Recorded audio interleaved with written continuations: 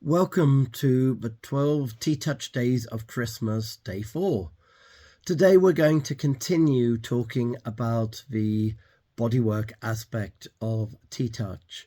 And I really want to focus on the circle, or the circle and a quarter as we call it, because that is such a fundamental of the bodywork. So much of the bodywork is a circular touch.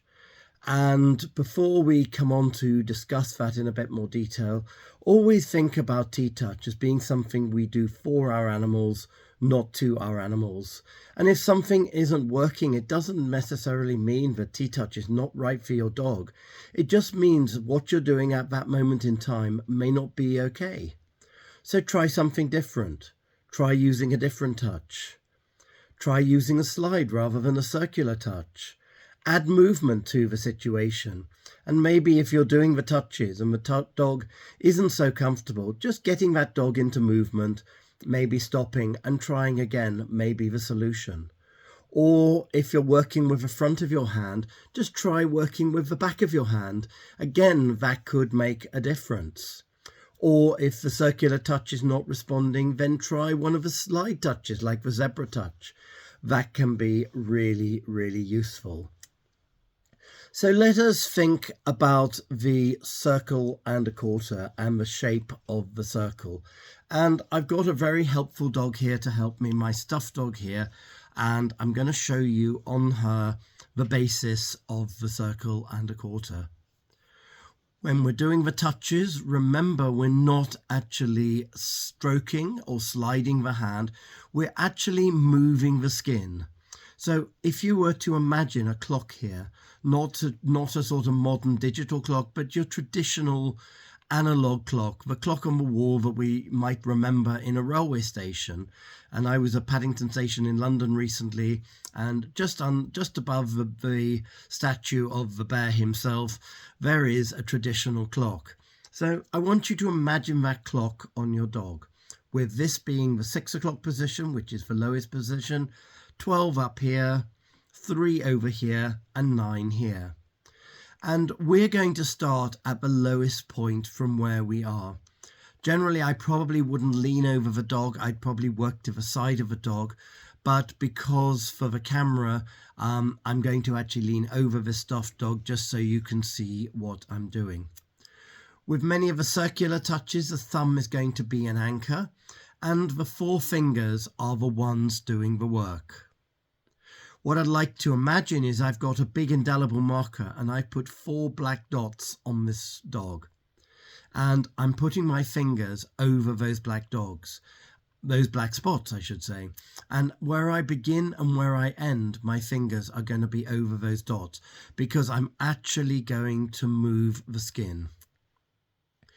It would be pointless really learning a modality of how to stroke your dog or how to sort of just put your hands through the fur. But what we're actually doing is we're getting that skin moving. So I'm going to start just with the lowest place on the dog, that 6 o'clock position. And I'm going to, in a circular motion, move the skin from the 6 up through the 9, up to the 12. I might put in an exhale here. Come back through the 3, down to the 6, and then finish up on the 9. One thing to be really conscious of is when you're doing those circular touches, that circular touch is a circle. It's very easy to go up, down, or into a sort of zigzag shape, or into a diamond shape. But what we're actually trying to do is to get a nice fluid circle and a quarter. The last part from that 6 back up to the 9, it's very important that we think about that clock and we think about where the hands are going, because it's a great temptation to come into the middle of the hands or the middle of the clock rather than following the hands around to the edge of the clock where the hands actually go. So we want to make sure that that circle and a quarter is really nice and fluid. There are different touches that we can do using different parts of the fingers. We can use the back of the hand as well. We can use the tips of the fingers. They'll all give a different sensory experience for the dog. But when we're doing that circle and a quarter, it's so important that we imagine that clock, that imaginary clock on the dog. The thumb is the anchor, and we are doing that circle and a quarter. Try and keep that wrist straight if you can. And the more fluid those circles and a quarter are, the better they're going to be. We'll talk later on about the pause at the end, but when we actually finish the circle and a quarter, we are going to put in a little pause, because that allows the nervous system to be able to actually process the information. Remember also, and again we'll be talking about this later on, to think about speed and think about pressure. This is light pressure touch.